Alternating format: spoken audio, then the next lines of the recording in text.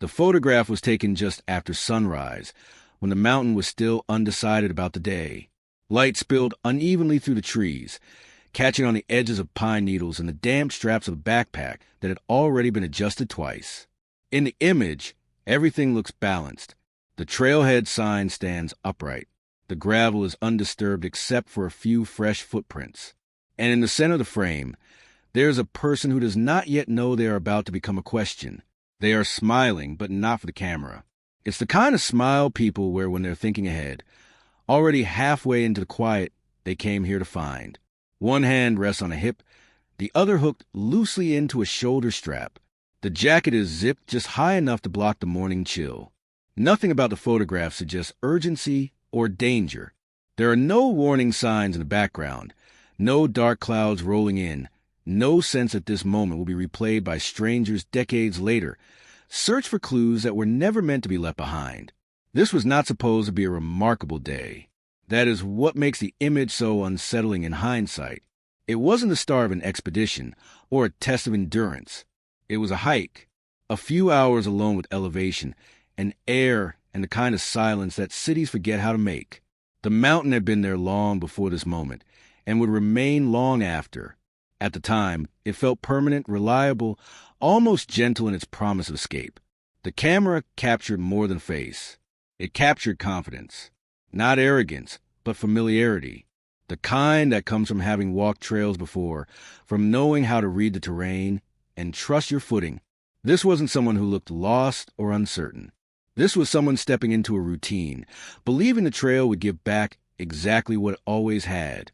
Behind the camera, there was laughter, a brief exchange about the weather, maybe a comment about being back before dark. The kind of throwaway words that never get remembered unless something goes wrong. The shutter clicked, freezing a fraction of a second that would eventually become sacred. Later, it would be printed, scanned, enlarged, cropped. People would study the background, the posture, the angle of the shoulders. They would ask if the smile looked forced, if the eyes seemed distracted, if there was something there no one noticed at the time. But in that moment, it was just a photo. One more memory filed away without ceremony. The trail stretched forward, narrow and well-worn, bending gently into the trees. The sign at the entrance listed distances, elevation changes, estimated times. All the information a person could need to feel prepared. Birds moved through the branches above, unbothered by the human presence below.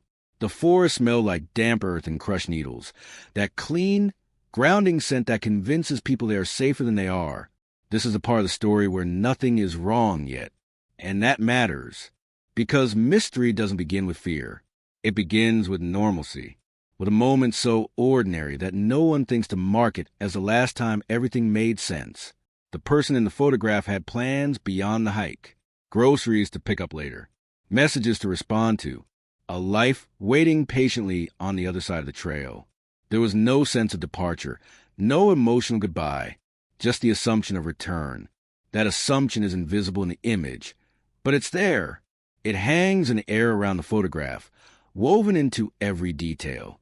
The way the boots are laced for comfort, not survival. The way the backpack is pack light. The way the posture leans forward slightly, already moving on. When investigators would later return to this image, they would call it the last confirmed sighting. Friends would call it the last picture. Family would call it something else entirely, a word that never quite settles in the mouth, because calling it the last means accepting what came after.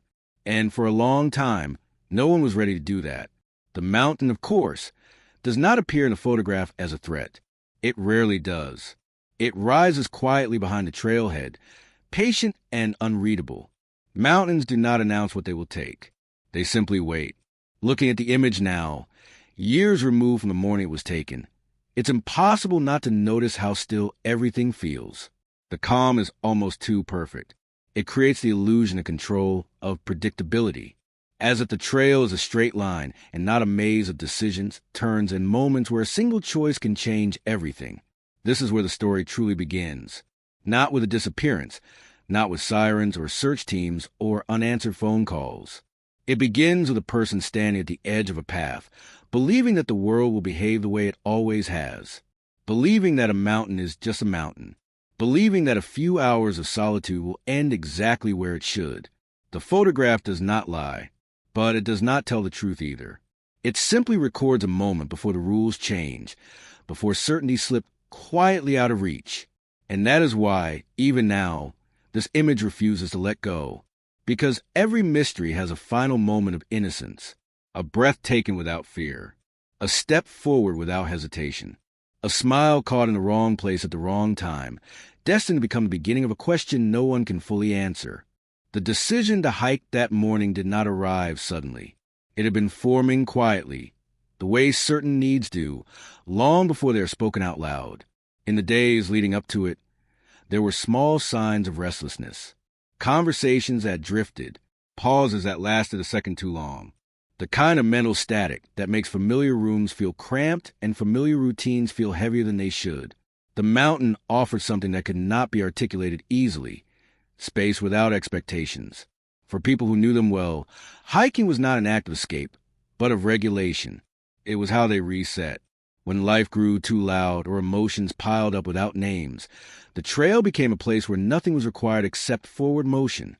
No explanations, no performance, just breath and pace and the steady reassurance that if you keep walking, something inside you eventually falls back into alignment. They had done this before, not recklessly, not impulsively. This wasn't someone chasing danger or novelty.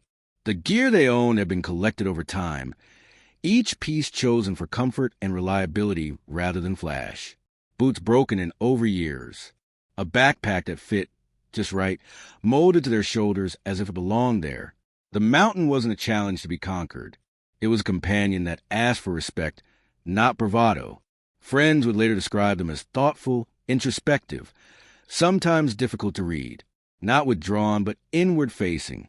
The kind of person who listened more than they spoke, who processed emotions privately and preferred resolution over confrontation. They didn't make grand declarations about needing time alone. They simply took it when they needed it, trusting that the people who mattered understood. There had been no dramatic argument the night before, no obvious breaking point. That detail will become important later, when theories began to form. But the truth is often less cinematic than speculation allows. Sometimes a person goes to the mountain not because something is wrong, but because something is unresolved, because clarity feels just out of reach, and silence seems like the only thing that might pull it closer. The trail they chose was familiar, not the most difficult, not the easiest either.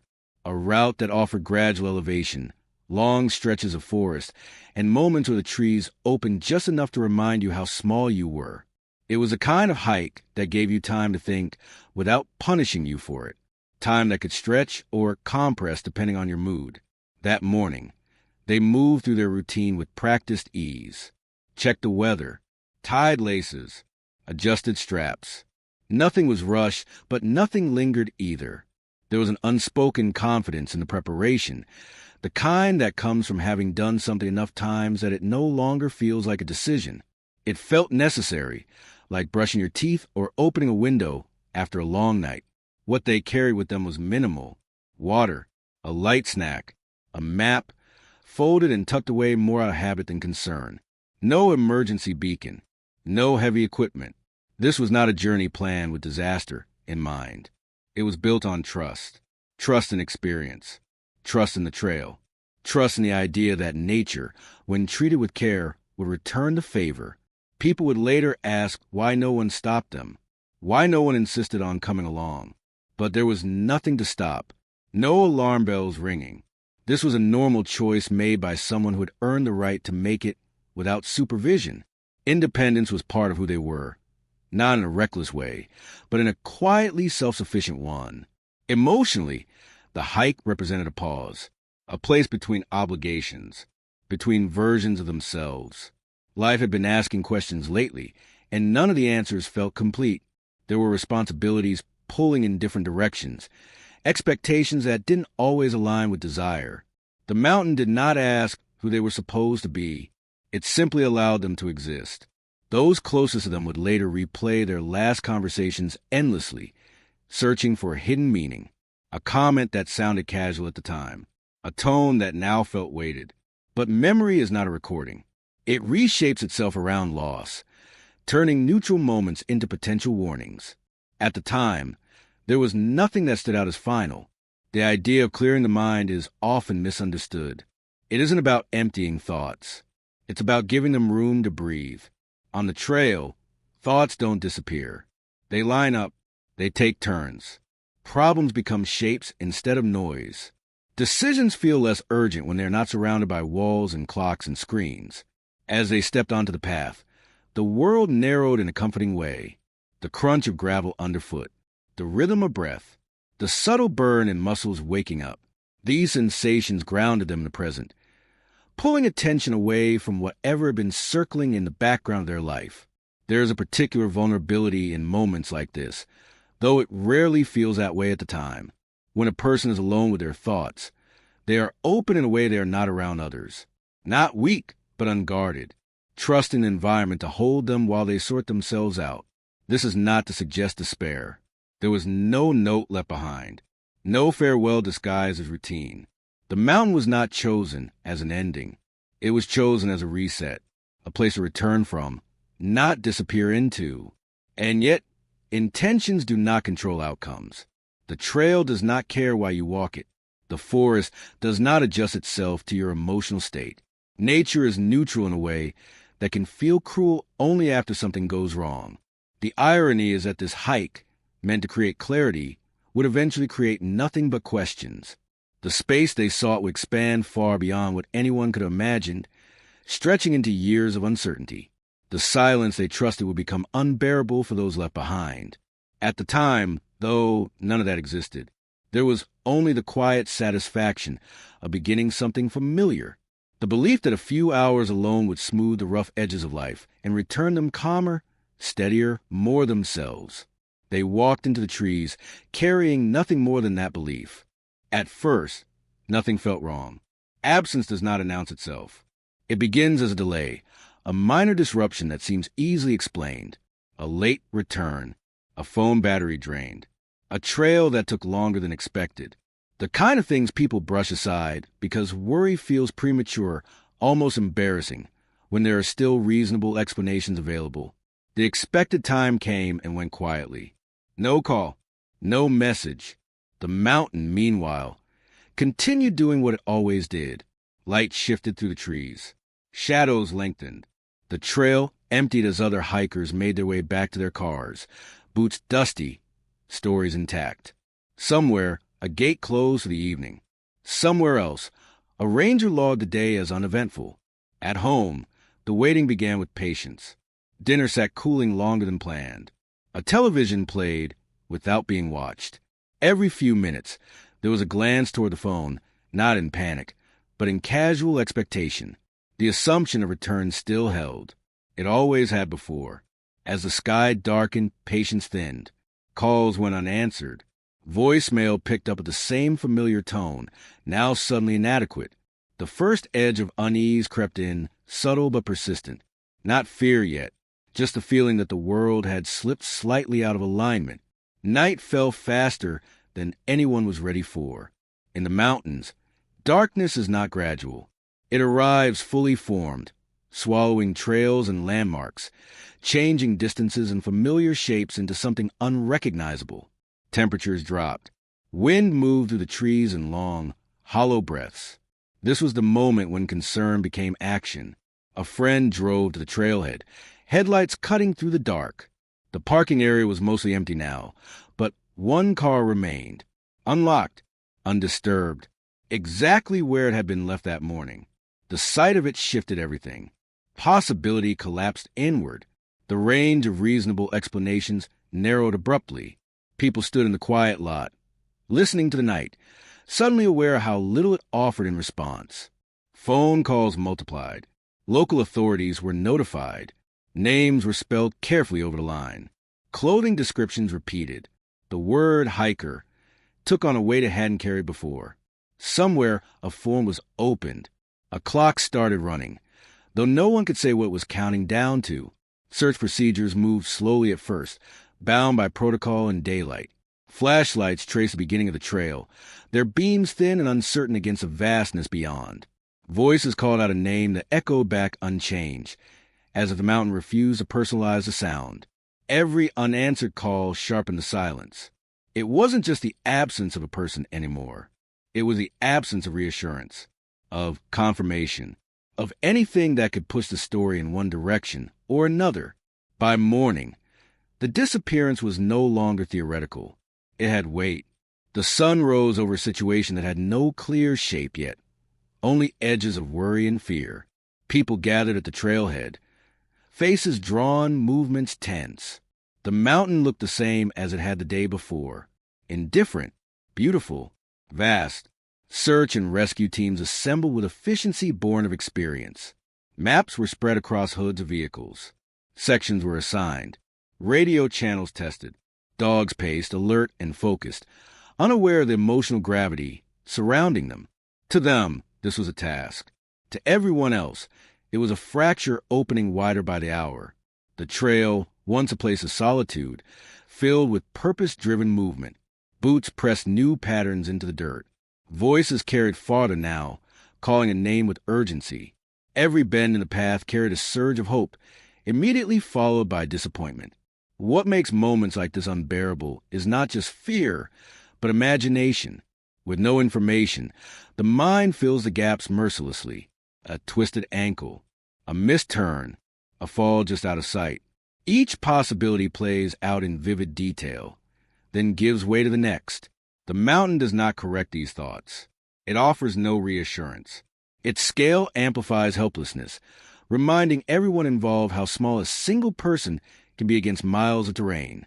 As hours passed, optimism drained quietly, not all at once, but in increments. Each cleared section of trail that yielded nothing felt like a door closing. Each radio update that reported negative findings tightened the knot in everyone's chest. The silence was no longer neutral. It felt deliberate, as if the trail itself had decided not to speak. Family members hovered at the edges of the operation, close enough to hear updates, far enough to stay out of the way. Their role was waiting, watching people disappear into the trees, and return empty-handed, learning the strange vocabulary of search efforts, terms that sounded technical but translated roughly to "we don't know yet."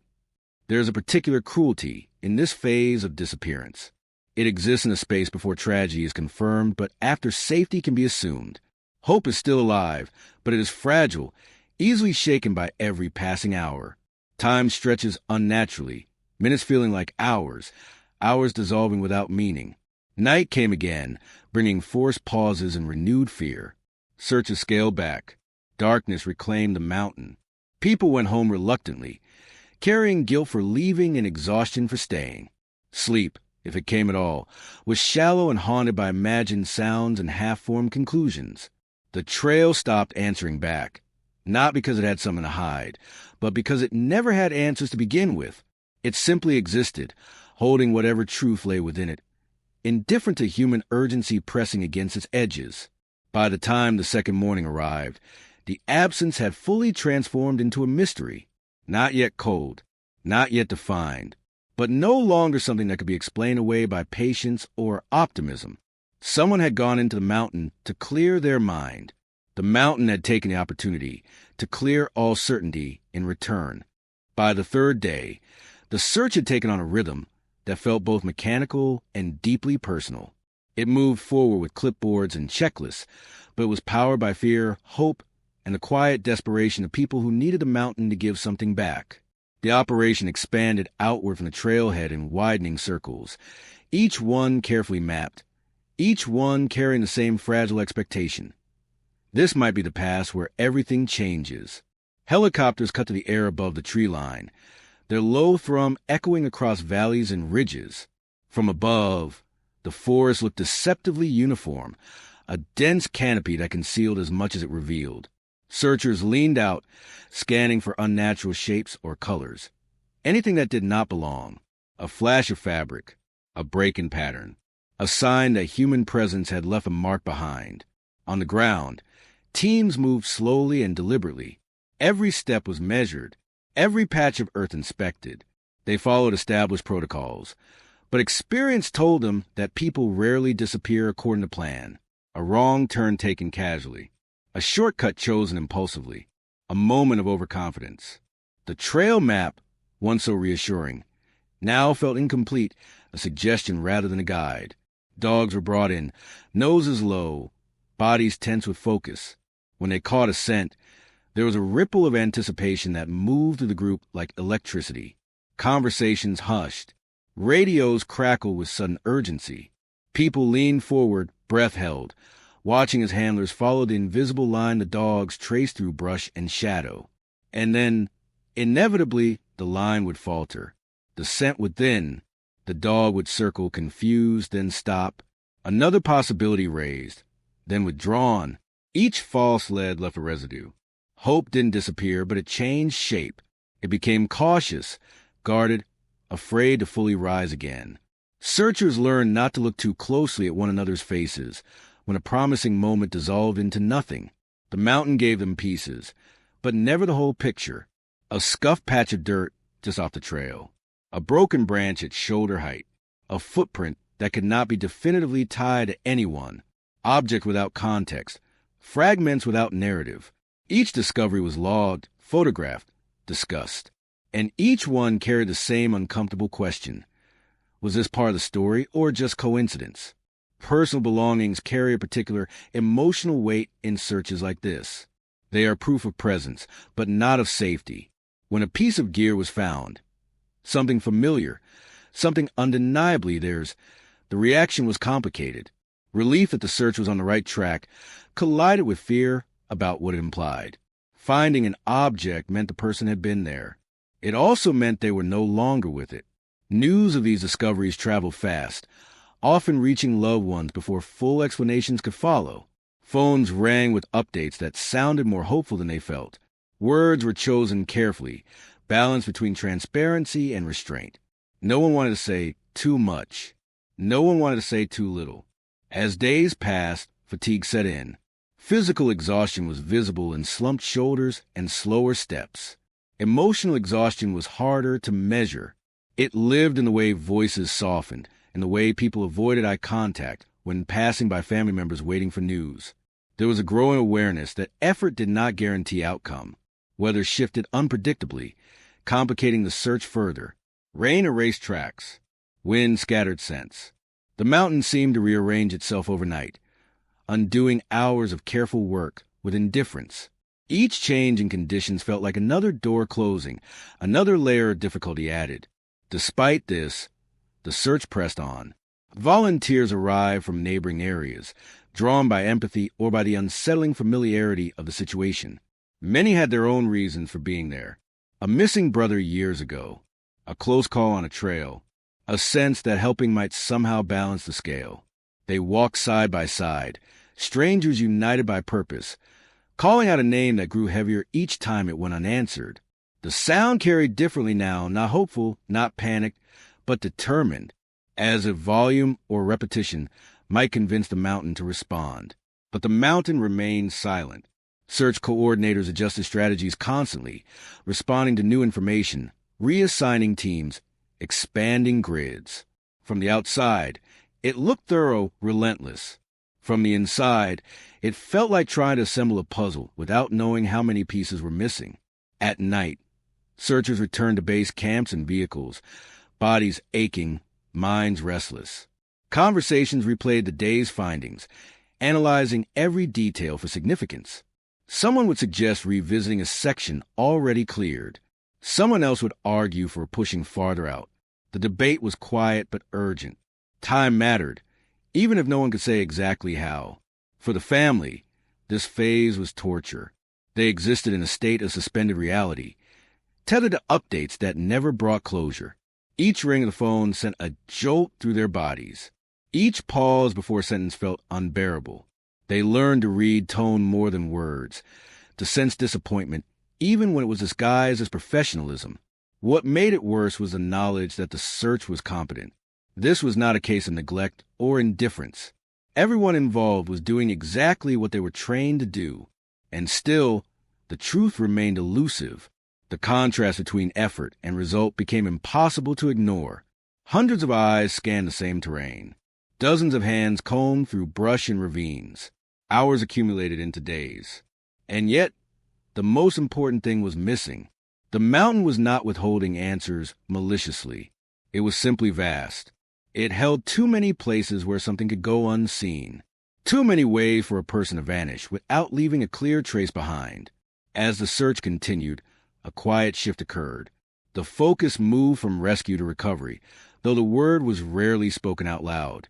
Hope adjusted again, becoming thinner, more fragile. People still believed in the possibility of survival, but they no longer trusted it completely. What the search found, in the end, was not resolution but limitation. It revealed the edges of human capability, the point where preparation and technology and determination meet something they cannot overcome. It showed how easily certainty dissolves in environments that do not bend to human expectation. By the time search efforts began to scale back, the mountain had given everything it was willing to give. Footprints without direction, objects without explanation, signs that something had happened, without any clarity about what that something was. The search had found evidence. It had found effort. It had found heartbreak. It had not found the truth. The moment the search slowed, everything changed, not in a dramatic way, but in a quiet, procedural one that somehow felt worse. Fewer vehicles arrived at the trailhead. Fewer radios crackled with updates. The constant motion that filled the days began to thin, replaced by an uneasy stillness. It was not the end of the search, officially, but it was the beginning of something colder. What had once been an emergency slowly became a case. Forms were filed. Notes were compiled. Evidence was cataloged and stored. The language shifted, subtly but unmistakably. Urgency gave way to documentation. The mountain, which had been crowded with people and purpose, reclaimed its space with ease. Trails returned to their quieter rhythms. New hikers passed through, unaware that they were walking through unanswered questions. For those left behind, time did not move forward so much as it folded in on itself. Days became repetitive, measured not by events but by the absence of news. The phone, once a source of hope, became an object of dread. Each time it rang, there was a split second of expectation before disappointment set in again. Grief in cases like this has no clear shape. There is no body to mourn, no moment of finality to organize the pain around. Instead, there is a constant oscillation between belief and acceptance, neither one ever fully winning. Some mornings begin with certainty that answers will come. Some nights end with a quiet realization that they might not. The missing person did not vanish from daily life all at once.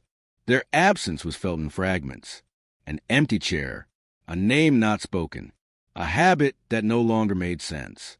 Friends found themselves hesitating before sharing good news, unsure whether joy was appropriate in a world that felt incomplete. Conversations became cautious. People learned to avoid certain phrases, certain topics, not because they were forbidden, but because they hurt too much. The question everyone wanted to ask lingered unspoken. How do you live when a story has no ending? Investigators continued their work, but without new leads, momentum stalled. Files grew thicker, but not clearer. Tips came in sporadically, often driven by well-meaning speculation rather than evidence. Each one was examined, then set aside. The case remained open, but it existed in a limbo that felt indistinguishable from abandonment. The mountain was searched again, selectively, in response to new information or renewed hope. Each return carried the same emotional weight as the first, and each departure left behind the same hollow disappointment. Familiar sections of trail became charged with meaning, their names spoken softly, as if the terrain itself might be listening. As months passed, attention shifted elsewhere. New cases emerged. New emergencies demanded resources. The disappearance slipped further from public consciousness, becoming something people vaguely remembered rather than actively followed. Headlines faded. Updates stopped coming. For the family, this transition was devastating. The world seemed to move on without permission, as if forgetting were a natural and acceptable outcome. They learned quickly that maintaining visibility required effort, that silence, even when unintentional, could feel like erasure. They became advocates for their own loss, repeating the same details to strangers, holding on to photographs like proof of existence. Birthdays passed without celebration. Holidays arrived carrying both tradition and absence. Time marked itself through milestones that no longer aligned with expectations. There was also guilt. Guilt for laughing. Guilt for resting. Guilt for moments when the mind wandered away from the question of what had happened. Survival itself began to feel like a betrayal. The case did not just go cold. It settled into the background of life, like a low hum that never fully disappears. It was present in every decision, every plan made with the unspoken awareness that certainty is fragile, that people can step into the world and fail to return without explanation. Friends and family constructed their own theories, privately, cautiously. These ideas were rarely shared openly, because each one carried its own pain. Some imagined accidents that could have happened quickly, mercifully. Others considered possibilities that were harder to hold, darker, more unsettling. None of them brought peace. The absence reshaped relationships. Some people grew closer, united by shared loss. Others drifted apart, unable to navigate the constant uncertainty. There was no roadmap for this kind of grief, no timeline to follow. Meanwhile, the mountain remained unchanged. Seasons passed. Snow fell, melted, returned again. Trees grew taller. Trails shifted subtly, erosion and growth altering the landscape in ways only frequent visitors would notice. Whatever truth it held became further embedded in time. Years went by without resolution. The disappearance became a story people told quietly, framed as a warning or a curiosity. The missing person's name entered a different category of memory, one associated with unsolved questions rather than lived experiences. What made the case especially haunting was not the lack of information, but the presence of just enough to keep hope alive. Evidence existed, but it did not align.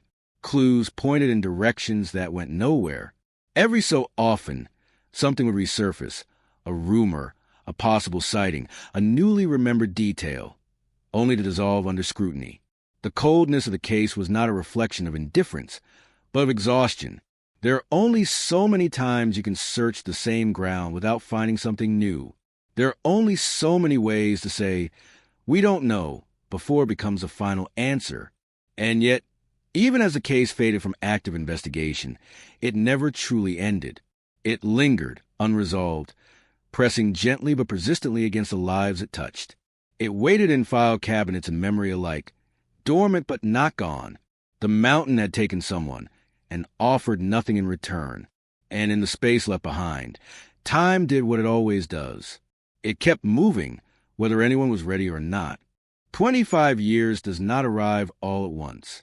It accumulates quietly, in small increments that are barely noticeable, until suddenly the number feels too large to hold.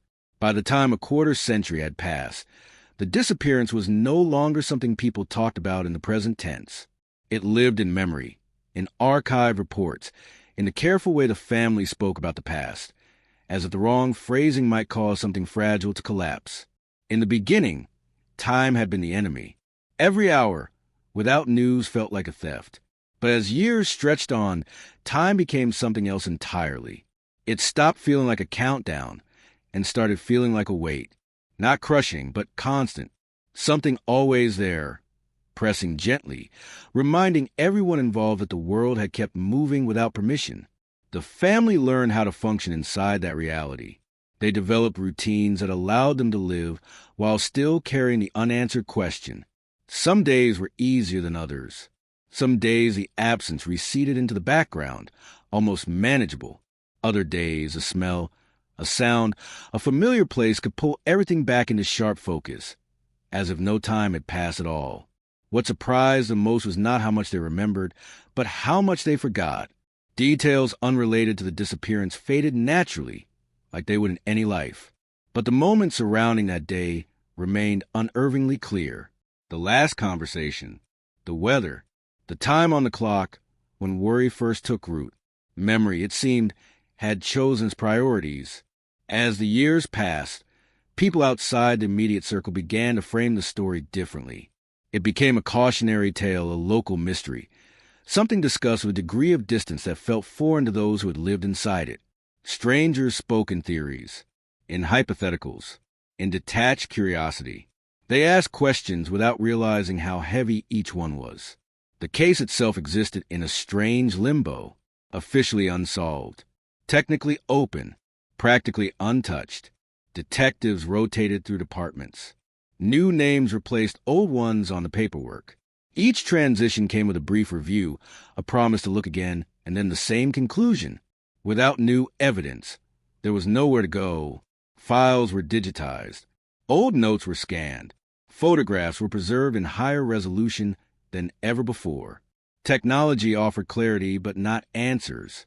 The same trail maps were reviewed. The same timelines reconstructed. Nothing new emerged from the past, no matter how carefully it was examined. The mountain, meanwhile, continued to exist outside of human time. It did not mark anniversaries. It did not acknowledge the significance people place on certain dates. Seasons rolled through with quiet consistency. Snow covered the ground where searchers once walked. Spring growth erased old disturbances. Whatever traces had once existed were absorbed back into the landscape. People often assume that after enough time, hope disappears, that grief eventually resolves into acceptance. But unresolved loss does not follow neat emotional rules. Hope does not vanish so much as it changes its tone. It becomes quieter, less demanding. It stops asking for miracles and starts settling for understanding. There were moments over the years when that hope flared unexpectedly. A potential sighting reported hundreds of miles away. A discovery in another case that felt vaguely similar. Advances in forensic science that promised new possibilities. Each one was approached cautiously, optimism tempered by long experience. Each one ended the same way, with disappointment carefully folded away and added to pile. The hardest part was the waiting without expectation. In the early years, waiting had purpose. It felt active, aligned with effort. Later, it became passive. Something endured rather than chosen. Waiting without knowing what you are waiting for changes the way you experience time. Days blur. Years slip by unnoticed. For the family, the 25th year carried a particular heaviness. It forced an acknowledgement that the absence had outlasted many things. Careers, relationships, phases of life that had come and gone. The missing person had become frozen at the age they were when they disappeared, while everyone else continued aging around them. There was grief in that realization, but also something more complicated, a sense of betrayal by time itself, as if the years had taken something else in addition to the person, the possibility of reunion, the chance for explanations that could still make sense. Friends who had once been deeply involved drifted away, not out of lack of care, but out of helplessness. They did not know how to talk about a loss that never resolved. Conversations stalled. Silence filled the gaps. Relationships changed shape under the pressure of uncertainty. And yet, the story never fully disappeared. It resurfaced in unexpected ways. A mention in a local paper. A question from a younger generation who had only heard fragments. A hiker pausing at a familiar bend in the trail, feeling an unexplainable chill. The mountain had become part of the identity of the disappearance. Not as a villain, but as a keeper of something withheld. People spoke of it with respect tinged with unease. They warned visitors to be careful, to stay alert, to remember that nature does not negotiate. For those closest to the missing person, the mountain was something else entirely. It was a place suspended between hope and resentment, a place that had been trusted once and never forgiven. Returning there required emotional preparation, a willingness to confront memories that never softened with age. By the 25th year, silence had become the loudest element of the story. No calls, no leads, no changes. The quiet stretched on unbroken, almost convincing in its permanence. It suggested that if answers were ever going to come, they would not arrive gently. And yet, even in that silence, something persisted. A sense that the story was unfinished, that the mountain had not said its final word. That time, despite its passing, had not closed the door completely, because mysteries like this do not fade away. They wait. The discovery did not come with ceremony. There were no sirens, no urgent phone calls that rippled outward all at once. It began the way many unsettling things do, with routine. A person was doing something ordinary in a place that had long since returned to its own quiet patterns. The mountain was familiar again, its paths walked more out of habit than caution, its history mostly unspoken. It was late in the season, the kind of day when the air feels thinner and the forest carries a muted stillness. Visibility was good. Leaves had fallen back enough to expose shapes that summer concealed. The light filtered differently through bare branches, reaching places it hadn't in months. That change, subtle and unremarkable on its own, was what made the difference. At first, it didn't register as anything unusual, just an interruption in the pattern of trees. Something vertical where vertical things shouldn't be. The eye passed over it once, dismissed it, then returned with hesitation. The brain lagged behind the instinct, trying to categorize what it was seeing using familiar reference points. There are moments when recognition arrives in stages.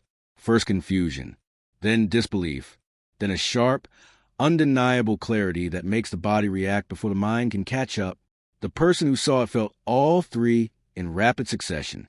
Hanging in the branches was something unmistakably human, not fresh, not whole in the way living bodies are.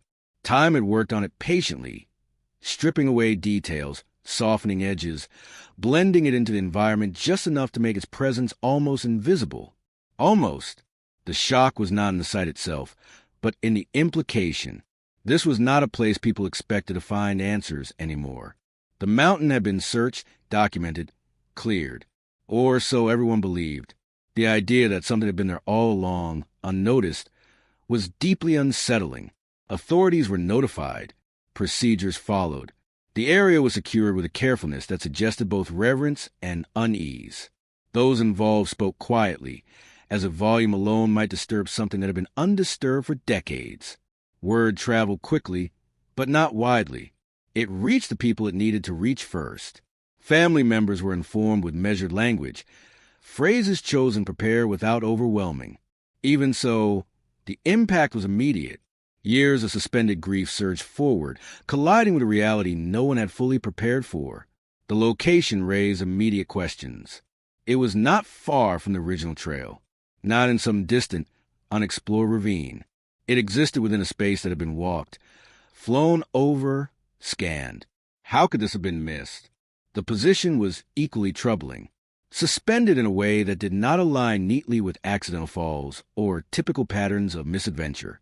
It did not scream explanation. It whispered contradiction. Forensic teams approached the scene with caution. Time had altered everything. Nature had been thorough in its reclamation. What remained was fragile, not just physically, but evidentiary.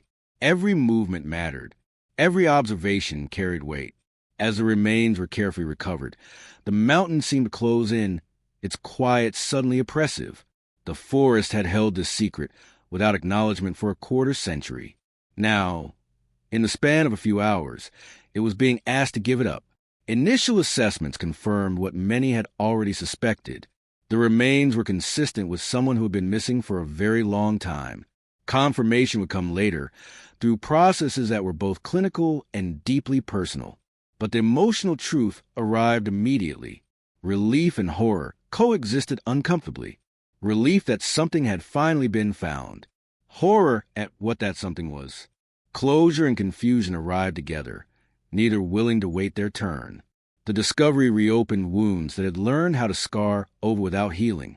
It also created new ones. Questions that had been dormant surged back to life, sharper now, fueled by the knowledge that the mountain had been holding something back. Media attention followed, cautious at first, then growing. Headlines framed the discovery as an ending, but those closest to the case knew better. This was not an ending. It was a pivot. Investigators revisited old assumptions with fresh unease. Search maps were pulled out again, laid side by side with the discovery site. Lines were drawn, distances recalculated, explanations strained under scrutiny. The simple narratives did not fit. Too many variables conflicted. The position of the remains, the lack of associated items nearby, the absence of clear indicators pointing to a straightforward accident. Speculation was inevitable, but certainty remained elusive. The more closely the discovery was examined, the more it destabilized a story everyone thought they understood. The mountain, silent as ever, offered no clarification. It had revealed something, yes, but it had not explained it. For the family, the discovery marked the end of waiting and the beginning of something else entirely. A grief that could now attach itself to reality rather than imagination. A truth that answered one question while multiplying others. The remains have been hanging there, hidden in plain sight, for 25 years. That fact alone was enough to fracture trust in the narrative of the past. It suggested oversight, or misdirection, or something harder to name. The story had been asleep. Now it was awake again. Once the shock of the discovery settled into something more manageable, the questions began to surface with uncomfortable clarity. Not the broad, emotional questions that had haunted the case for years, but precise, almost clinical ones. How had this been missed? How long had it been there? And perhaps most unsettling of all, how much of the past had been built on assumptions that were no longer stable? The location became the center of everything. Maps were unrolled again, not as historical artifacts, but as active puzzles. Search grids from 25 years earlier were studied with renewed scrutiny. The lines that once felt definitive now looked uncertain, almost optimistic. Investigators traced routes with their fingers, recalculating what had been covered and what might have been overlooked. The discovery site sat uncomfortably close to areas previously searched, not in some remote, inaccessible corner of the mountain, but within a zone that had been passed through multiple times. That proximity was deeply troubling. It challenged the belief that the search had been exhaustive. Or worse, it suggested that something had been visible but unrecognized. Terrain experts weighed in, explaining how the forest changes with time, how growth can obscure, how erosion can alter paths, how perspective from the ground differs from what is visible from the air. These explanations were logical, measured, and unsatisfying. They accounted for some of the oversight, but not all of it. There was also the matter of position. Hanging in a tree is not a common outcome in wilderness disappearances. Accidental falls tend to leave remains at the base of slopes or ravines. Even deliberate actions follow patterns that experts can often identify. This did not fit neatly into any of them. The height, the orientation, the condition of what remained all raised questions that refused simple answers. The possibility that the body had moved over time was considered. Weather events, animal activity, natural processes that could shift remains in ways that appear intentional when they are not. Each explanation was examined carefully, then weighed against the evidence. Nothing fully resolved the unease. Investigators revisited the original timeline. They re-examined when the hiker was last seen, when search efforts began, and how long the area had been exposed to public access before discovery. Small gaps emerged, not dramatic failures, but moments where assumptions had been made out of necessity rather than certainty. Those assumptions now felt fragile. The idea that the remains had been there all along was difficult to accept. It implied that searchers had walked past them, that helicopters had flown overhead without seeing, that dogs had missed a scent. The alternative, that the remains were not originally there, raised even more troubling possibilities. Was it possible that something had been placed later, that the scene had changed in ways not accounted for? These questions were approached with caution, but they could not be ignored. Once the door to doubt opens, it rarely closes quietly. For the family, this phase was particularly agonizing. The discovery had promised answers. Instead, it had delivered complexity. They found themselves caught between relief and renewed confusion, struggling to reconcile the idea of finding with the reality of not understanding. Public reaction followed a predictable pattern. Initial sympathy, then curiosity, then speculation. Online discussions dissected every detail, often without restraint. Theories multiplied, some grounded, others wildly imaginative. The story became something people consumed, debated, reshaped. Investigators were careful to separate noise from substance. They focused on what could be proven, what could be tested, what could be confirmed. But even within those boundaries, uncertainty dominated. The mountain geography was analyzed in granular detail. Tree growth patterns were studied. Historical photographs were compared. Experts tried to reconstruct sightlines from 25 years ago, asking whether the remains would have been visible at that time or concealed by foliage that no longer existed. Some concluded that it was possible for something to go unseen, even in a thorough search. Others were less convinced. The debate remained unresolved, suspended between explanation and disbelief. The question of timing also loomed large. Forensic analysis could estimate how long the remains had been exposed, but time had blurred the margins. Decades compress in unpredictable ways when nature is involved. Precision was elusive. What emerged instead was a portrait of uncertainty layered upon uncertainty. The discovery had not clarified the past. It had destabilized it. Facts that once seemed solid now felt provisional. The case, once defined by absence, was now defined by contradiction. For those closest to the truth, this was perhaps the hardest adjustment of all. The idea that finding answers would bring peace proved overly simplistic. Understanding, it turned out, was far more complicated than knowing. The mountain had given something back, but it had done so in a way that resisted interpretation. It had raised new questions at the exact moment when closure seemed within reach. And as investigators continued to sift through evidence old and new, one realization settled in quietly but firmly. Whatever had happened on that hike, the truth was not waiting patiently to be uncovered. It was fragmented, entangled with time and terrain, and deeply resistant to certainty. The story was no longer about what had been lost. It was about what could no longer be fully explained. The discovery of the remains hanging in that lonely mountain tree had been shocking enough. But in the weeks that followed, the story fractured into countless conflicting interpretations. Investigators, armchair sleuths, and locals each brought their own lens to the decades-old mystery, and the mountain itself seemed to mirror this confusion. Dense fog rolling over familiar trails, concealing paths that might or might not lead to truth. One forensic expert, poring over photographs of the remains and the tree itself, proposed a scenario that seemed almost too clinical. The hiker had likely lost her footing on a narrow ledge, the fall unremarkable except that it ended in the tree. From above, branches had caught and held them, suspending the body in a manner that left it almost hidden from casual eyes for decades. The evidence, this expert argued, suggested no foul play, no one had been near, and no struggle could be identified from the skeletal positioning. It was, in a way, comforting, a rational explanation to the chaos of grief. But it was also cold, almost cruelly so, as though the mountains themselves had taken a hiker quietly, leaving only speculation behind. Yet, as soon as this narrative gained attention, others pushed back. A local historian, whose own memory of the hiker stretched back to shared trail walks and small-town encounters, recalled strange details.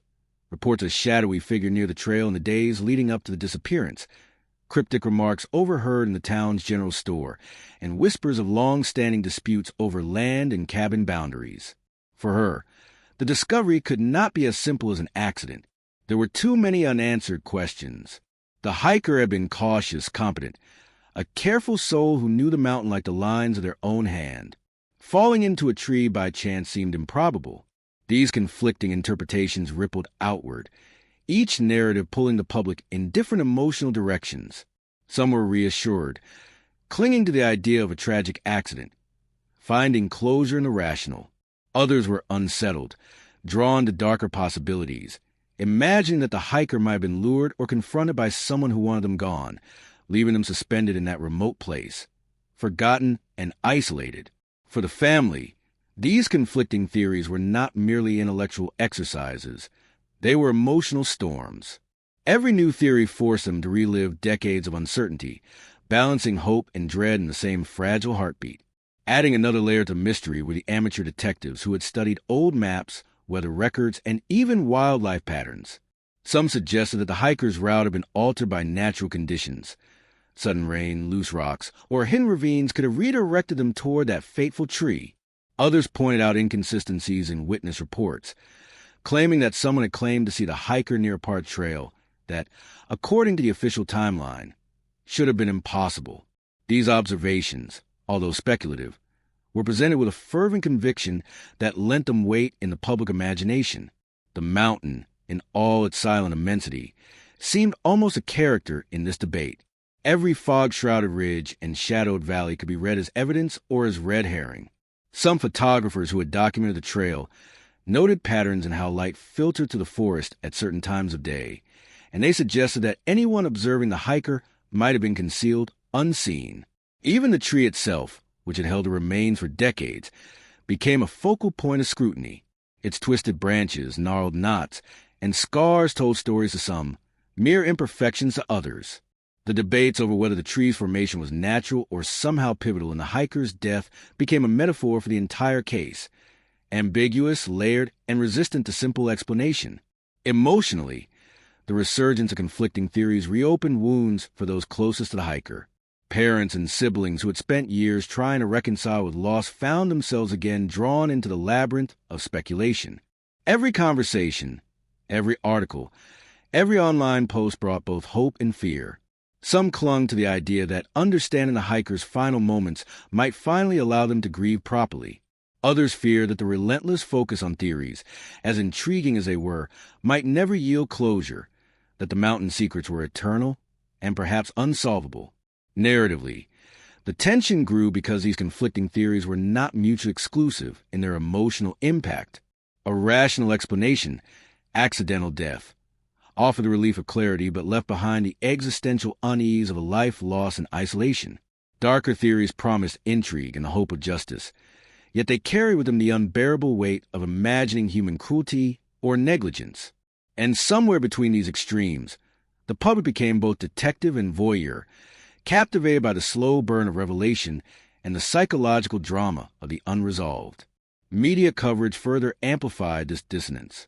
News reports oscillated between the sterile language of forensic certainty and sensationalized speculation. Documentary channels, social media threads, and forums exploded with diagrams, timelines, and potential suspects, real or imagined.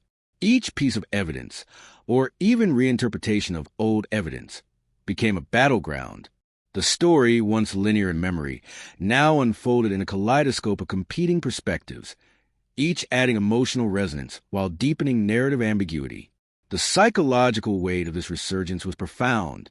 Locals who had once considered the mystery closed were forced to reconsider their own memories, questioning what they had thought they knew. Old friends remembered conversations differently. Hikers recalled details with varying accuracy. Human memory, after decades, proved as treacherous as the mountain trails themselves. Narration emphasizes this. In the slow, quiet hours of dawn, the mountain does not lie, but it does not tell either. It holds truths in shadows, revealed only when human perspective, flawed and fragmentary, seeks to interpret them. One particularly haunting thread emerged from a retired search and rescue officer. He suggested that the hiker may have been disoriented, not by inexperience, but by something subtle, unusual wind patterns, deceptive terrain, or even reflections of sunlight in the forest that shifted perception. His testimony was detailed, almost obsessive in his analysis, drawing maps in the dirt for reporters and theorists alike. Yet his own words were tempered with humility. We can only hypothesize. The mountain keeps its own counsel. This tension between expert analysis and ultimate uncertainty became the emotional and narrative heartbeat of this section. By the end of this resurgence, the narrative had fractured into multiple, emotionally charged strands. Rationality, suspicion, grief, hope, and fear all vied for dominance, reflecting the complex human response to unexplained loss. For viewers, the tension was palpable. Every theory seemed plausible, yet none fully satisfying. The mountain silence persisted, a stark counterpoint to human insistence on answers. In that silence lay the haunting truth, that some mysteries are not meant to be neatly resolved, but rather experienced, pondered, and emotionally navigated. In this section, the audience is invited to dwell in ambiguity, to sit with the weight of conflicting possibilities, and to reflect on how mystery shapes memory and emotion. By contrasting the analytical reconstruction from the prior section with the morally and psychologically ambiguous narratives resurfacing now, the story deepens, preparing viewers for the emotional confrontation and haunting closure to come. It is in these unresolved threads that the hiker's story truly lingers, not in finality, but in the layered echoes of speculation, grief, and enduring wonder. The weeks following discovery were suffused with a strange, almost unbearable tension. For the hiker's family, each day brought a fresh wave of emotions, a tide that neither receded nor could be controlled. The conflicting theories, the public fascination, and forensic minutiae that poured from media outlets and investigative reports were not abstract. They were deeply personal. The mountain, which had once seemed distant and inert, now loomed over every thought, every memory, every quiet moment of reflection. Its silent presence pressed on the family, reminding them of the life that had been taken, the questions left unanswered, and the relentless passage of 25 years that had done nothing to ease the ache. At first, the confrontation was subtle. A parent, holding an old photograph of the hiker, would pause mid-sentence, recalling a shared laugh or a fragment of conversation. Small things, a jacket left hanging, a favorite hiking boot tucked in a closet, a journal entry with faded ink, suddenly carried enormous weight. Each item became a portal to memory, a bridge to the person they had lost, and a reminder of the enduring mystery.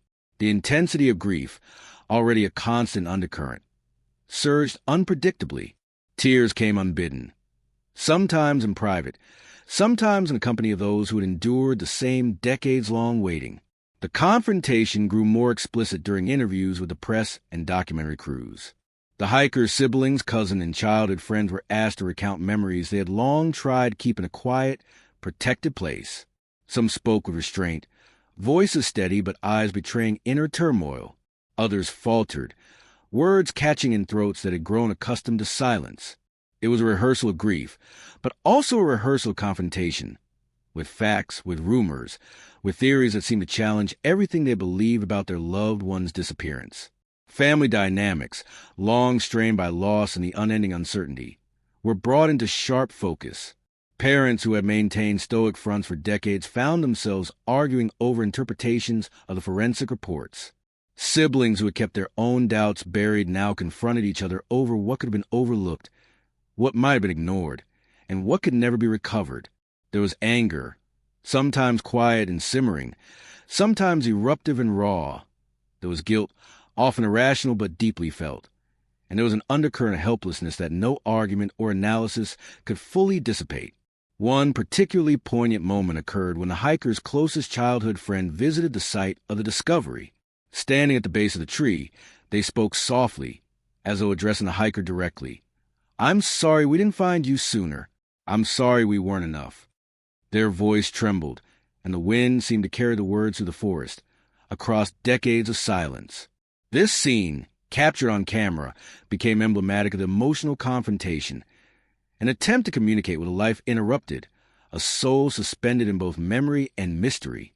The rawness of this moment contrasted sharply with the rational reconstructions and conflicting theories that had dominated public discussion, reminding viewers that human grief is not linear and cannot be neatly resolved by evidence or speculation. Local community members also played a role in this confrontation. Those who had known the hiker, trail guides, shopkeepers, neighbors, gathered at memorials and formal vigils and mountain overlooks. Their memories, fragments of ordinary life, became both testimony and therapy. One retired park ranger recalled walking the trails decades ago, noticing the hiker's methodical attention to detail and care for the environment. "They were never reckless," he said, voice heavy with nostalgia and sorrow. "It was impossible to imagine anything bad happening to them out here. And yet, here we are." His statement, quiet and unadorned, encapsulated the emotional paradox that gripped the community. Disbelief intertwined with sorrow, hope tinged with dread. The emotional confrontation was not only outward with others, but inward as well. Each family member wrestled with personal narratives of guilt and responsibility. Parents asked themselves if they had pushed too hard, if they had overlooked signs of struggle, if they had somehow failed in ways that could never be measured. Siblings replayed every conversation, every disagreement, every missed opportunity to connect, wondering if any choice could have altered fate. The confrontation became an intimate dialogue between past and present, memory and reality, self-blame and understanding. It was relentless, exhausting, and utterly human. Media coverage intensified these emotions. Journalists and documentarians sought interviews that probed deeply, sometimes painfully, questions about conflicting theories, about possible foul play, about what the hiker might have been thinking in their final moments, forced the family to confront their grief in the public eye. Some responded with quiet dignity, framing their answers with measured care. Others could not contain bursts of frustration or sorrow, their emotions spilling over in moments of raw authenticity. The camera, impartial and unblinking, captured it all: the tension, the vulnerability, the interplay between public curiosity and private anguish. Interwoven with these confrontations were the moments of reflection. Families revisited old trails, walked through childhood haunts, and read from journals or letters. Each interaction was layered with emotional complexity: joy and sorrow, laughter and tears, remembrance and mourning.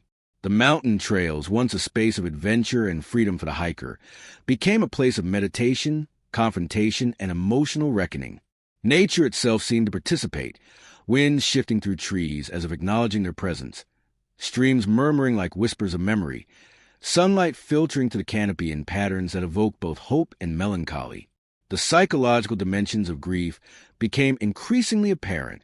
Therapists and grief counselors interviewed in the documentary described how decades of uncertainty can warp perception of closure, fostering both obsessive thought patterns and profound moments of insight.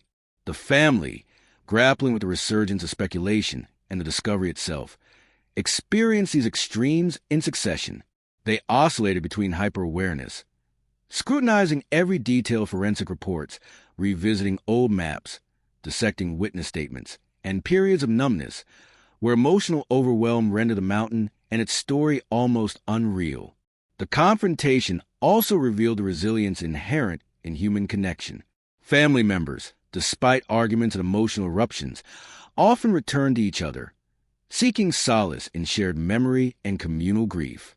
Old friends offered support, combining nostalgia with understanding of the unique burden the family carried. Local volunteers who had aided in the original searches decades ago joined in reflection, bridging generations through collective remembrance. This section, then, was not merely about grief. It was about the interplay of vulnerability, memory, and human bonds, about how confrontation with tragedy can illuminate both suffering and enduring love. Amid this emotional maelstrom, moments of clarity emerged. Certain details, once obscure by time and speculation, began to coalesce. A journal entry that had seemed trivial decades earlier now resonated differently. A family anecdote suddenly aligned with forensic observations. The echo of an old witness statement gained new significance. These small revelations did not resolve the mystery. They could not. But they allowed family members to see the hiker not just as a victim of circumstance, but as a complex, living individual whose personality, choices, and dreams had left enduring traces. This duality, clarity amid uncertainty, defined the emotional confrontation. Viewers are drawn into the experience of bearing grief while navigating new insights, experiencing both the comfort of memory and the sharp pangs of unresolved questions. The narrative tension is heightened by the contrast between the human, emotional elements of confrontation and the abstract, procedural logic of forensic analysis explored in earlier sections. Here, emotion drives the story as much as evidence, underscoring the psychological depth of loss and complexity of confronting decades-old trauma. Finally, this section sets the stage for the next phase of the story, the twist and lingering questions that will follow. The emotional confrontation, with its raw displays of grief, intimate family moments, and communal reflections, primes the audience to appreciate the human stakes of the mystery. It reminds viewers that behind every discovery, every theory, every headline, are people whose lives have been irrevocably altered. The mountain, with its indifferent peaks and shadowed valleys, remains silent, but the echoes of confrontation, voices trembling, memories revisited, tears shed, linger like a haunting melody, preparing both the family and the audience for revelations yet to come. In this section, the story's emotional core is fully realized. Grief, memory, regret, love, and resilience collide in ways that are cinematic, immersive, and psychologically profound. It is a slow-burn meditation on human vulnerability in the face of mystery, a study in emotional truth that complements the analytical and speculative threads of prior sections. By the end, viewers feel intimately connected to the hiker's world, the family's pain, and the enduring questions that the mountain still keeps, setting up the suspenseful twist that will follow in the next segment. Just when the family and community believed they had approached a semblance of closure, the mountain whispered another layer of uncertainty. The discovery of the remains, the meticulous forensic reconstruction, and the resurgence of conflicting theories had begun to frame the narrative in comprehensible terms. The hiker's disappearance, while tragic, had seemed, perhaps, resolvable. But the mountain, as always, had other plans. In the quiet of the forensic lab, as experts pored over photographs, skeletal positioning, and decay patterns, a subtle but undeniable inconsistency emerged, a detail so small that it almost seemed inconsequential. Yet upon scrutiny, it reframed everything. The anomaly was first noted by a forensic anthropologist specializing in decomposition timelines.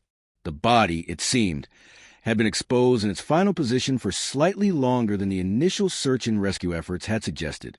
Small traces in the bark, subtle erosion patterns, and microscopic lichen growth indicated that the remains had likely been placed, or had fallen, slightly differently from what the original accident hypothesis had assumed.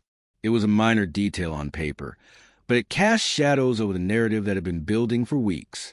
If the hiker had truly fallen, as initially hypothesized, how could the body have come to rest in a position slightly at odds with that scenario?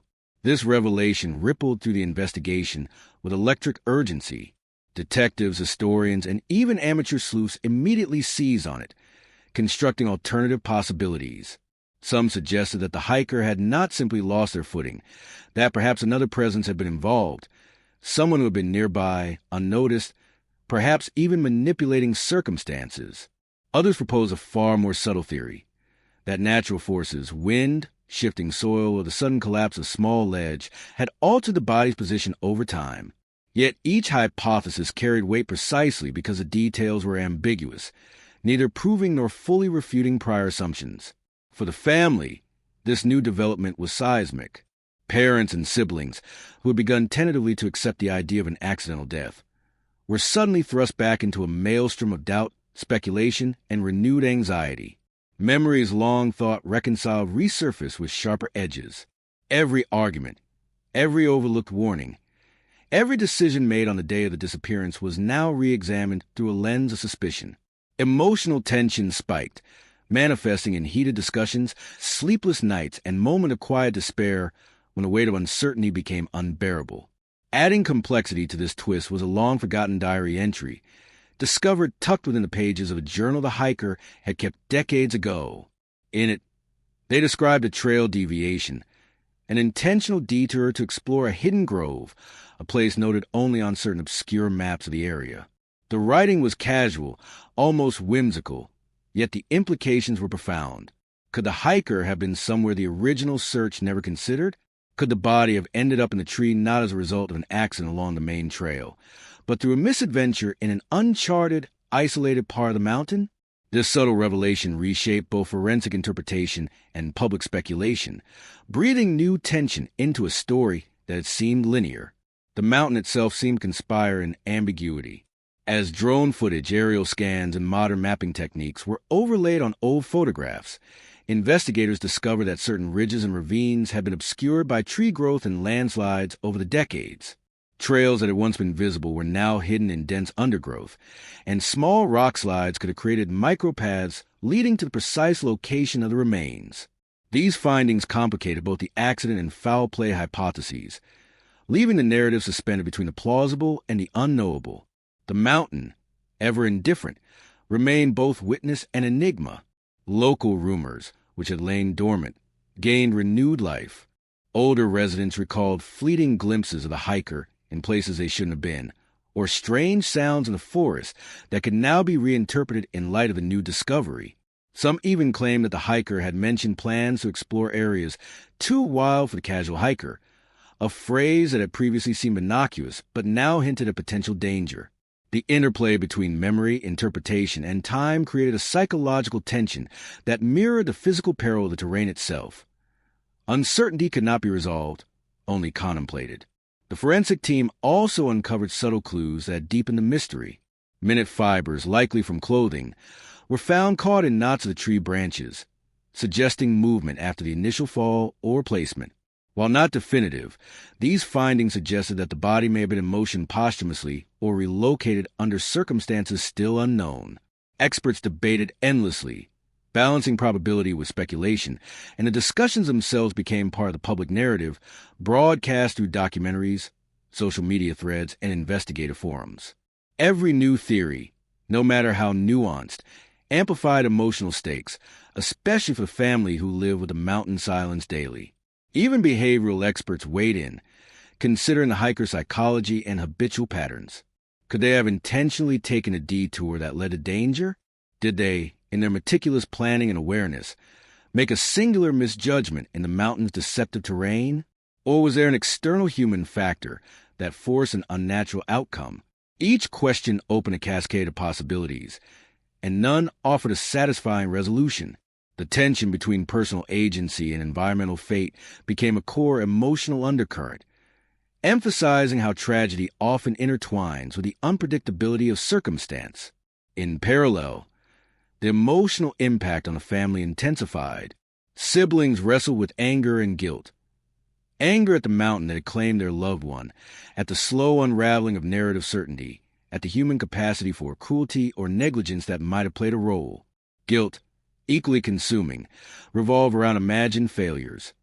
The steps not taken, warnings ignored, or the inability to protect someone whose life had seemed untouchable. The diary entry and forensic revelations function as both guideposts and torments, illuminating potential truths while simultaneously expanding the landscape of doubt. The media, ever vigilant, amplified the tension. Documentaries and news outlets emphasized the new questions, framing the narrative in ways that heightened drama. Headlines hinted at hidden secrets, uncharted trails, and forensic revelations that contradicted long-held assumptions. Public fascination surged, drawing amateur analysts, bloggers, and online communities eager to dissect every morsel of evidence. For the family, this attention was both validating and exhausting, a recognition of their decades-long grief, but also an invasion into a deeply personal space of mourning. The twist culminated in the realization that the hiker's disappearance could not be definitively explained with the current evidence. Every new clue suggested a layer of complexity previously unimagined.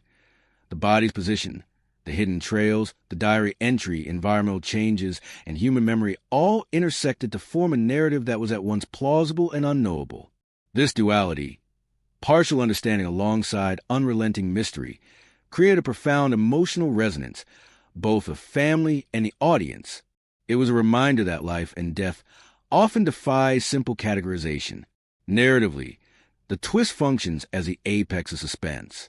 The audience, having traveled through hope, grief, conflicting theories, and emotional confrontation, now confronts a realization that mystery persists even when evidence seems conclusive. The psychological tension is heightened by the interplay of human fallibility, environmental unpredictability, and the passage of time. The hiker's story, suspended between life and legend, becomes an exploration not only of what happened, but how humans process the unknown, the delicate balance between certainty and doubt, memory and reality, grief and understanding. In the final moments of this section, the documentary turns inward. The camera lingers on empty trails, shifting clouds, and the gnarled tree that had held the remains for decades. Narration reflects on the emotional and existential weight of unresolved mysteries, how they shape family, communities, and even strangers who bear witness. The hiker's presence, though absent, is felt in every branch, every shadow, every echo across the mountain. The twist does not provide answers. It deepens the emotional and psychological resonance, leaving viewers with a haunting truth that some questions, even when framed by evidence, remain eternally open. Ultimately, this section prepares the audience for the final act, the haunting closure.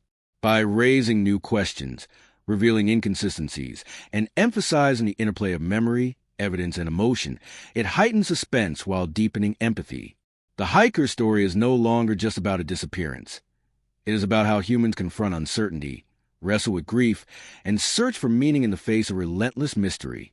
The mountain remains silent, its secrets intact, but the emotional journey has reached a peak where every revelation is simultaneously illuminating and unsettling, a delicate, haunting balance between understanding and awe.